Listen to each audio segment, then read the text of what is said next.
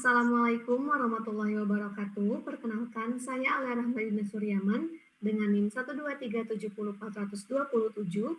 Pada kesempatan kali ini saya akan mempresentasikan hasil poster yang sudah saya buat dengan judul Pemanfaatan kulit delima Punica granatum sebagai green adsorbent untuk penyerapan ion timbal. Nah, untuk latar belakangnya sendiri, pencemaran air logam berat khususnya ion timbal merupakan salah satu permasalahan lingkungan yang serius karena bersifat toksik, sulit terdegradasi, dan dapat terakumulasi dalam tubuh makhluk hidup.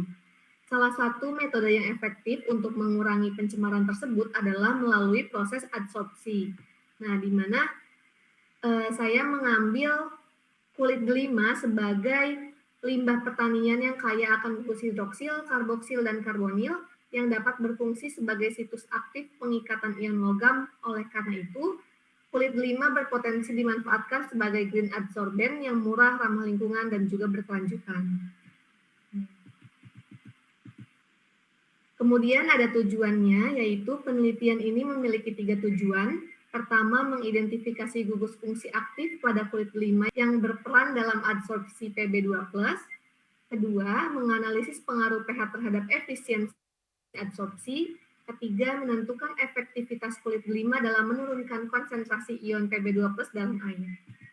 Nah, kemudian untuk metodologinya sendiri, pertama itu kita akan melakukan preparasi sampel. Nah, di mana preparasi sampel ini tuh tahapan yang akan dilakukannya meliputi pengambilan bahan, pencucian, pengeringan, kemudian penggilingan dan pengayakan hingga menjadi serbuk. Selanjutnya dilakukan uji adsorpsi menggunakan larutan Pb2+ dengan variasi konsentrasi 10-80 ppm atau miligram per liter sebanyak 0,1 gram adsorben dicampurkan ke dalam 100 ml larutan. Kemudian dikocok menggunakan shaker dengan kecepatan 200 rpm dan 90 menit pada suhu 30 derajat Celcius. Nah, setelah itu larutan disaring dan kadar Pb2+ sisa dianalisis menggunakan atomic absorption spectroscopy. Nah, untuk hasil yang diharapkan di sini, pertama itu ada pengaruh pH awal terhadap adsorpsi ion Pb itu sendiri. Nah, grafik pertama menunjukkan pengaruh pH terhadap kapasitas adsorpsi. Terlihat bahwa kapasitas adsorpsi meningkat dari pH 2 hingga pH 6. Nah, kemudian dari pH 6 ke pH 8 itu relatif konstan. Nah, hal ini terjadi karena pada pH rendah, ion H+ bersaing dengan Pb2+ untuk menempati gugus aktif adsorben. Ketika pH meningkat, kompetisi tersebut berkurang sehingga gugus aktif lebih mudah mengikat ion Pb2+. Berdasarkan hasil tersebut diperoleh pH optimum yaitu pH 6. Nah, selanjutnya ada spektrum FTIR kulit delima. Nah, spektrum FTIR ini menunjukkan adanya gugus fungsi aktif seperti OH, C-2O, dan CO pada kulit delima. Setelah proses adsorpsi Pb2+, terjadi perubahan intensitas pita serapan, terutama pada 1711 per cm, yang menunjukkan bahwa gugus-gugus tersebut terlibat dalam proses adsorpsi. Nah, mekanisme adsorpsi terjadi ketika ion Pb2+ berdifusi menuju permukaan kulit delima, kemudian berikatan dengan gugus aktif OH, C-2O, dan juga CO melalui interaksi elektrostatik kompleks. Akibatnya ion Pb2+ tertahan pada permukaan adsorben sehingga konsentrasinya dalam air berkurang. Nah, selanjutnya di sini ada analisis isoterm. Nah, analisis isoterm ini dilakukan untuk mengetahui bagaimana mekanisme interaksi antara ion Pb2+ dengan permukaan adsorben pada saat tercapai kesetimbangan. Dengan analisis ini dapat adsorpsi yang paling sesuai serta karakteristik permukaan adsorben.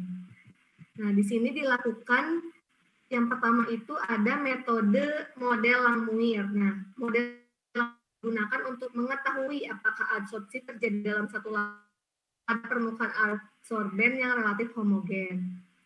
Nah, kurva Langmuir ini menunjukkan nilai regresinya sebesar 0,999 dan RL-nya sebesar 0,011. Hal ini menunjukkan bahwa proses adsorpsi berlangsung secara monolapis pada permukaan adsorben yang relatif homogen serta bersifat favorable, sehingga model Langmuir sangat baik menggambarkan proses adsorpsi si Pb2+ ini. Kemudian yang kedua ada model Friedrich. Nah, model Friedrich ini digunakan untuk mengetahui apakah permukaan adsorben bersifat heterogen dan memiliki energi adsorpsi yang berbeda-beda. Pada model Friedrich ini diperoleh regresi sebesar 0,994, nilai 1/n sebesar 0,41 dan KF-nya sebesar 49,16.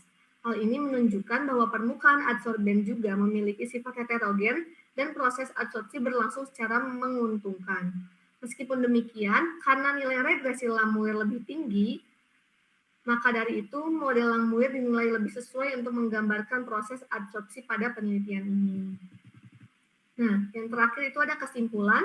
Berdasarkan hasil penelitian dapat disimpulkan bahwa kulit delima memiliki gugus fungsi aktif yang berperan dalam adsorpsi ion Pb2+, menunjukkan kapasitas adsorpsi yang meningkat hingga mencapai kondisi optimum pada pH 6, serta menurunkan konsentrasi ion Pb2+ dalam air sehingga berpotensi dimanfaatkan sebagai green adsorben yang ramah lingkungan.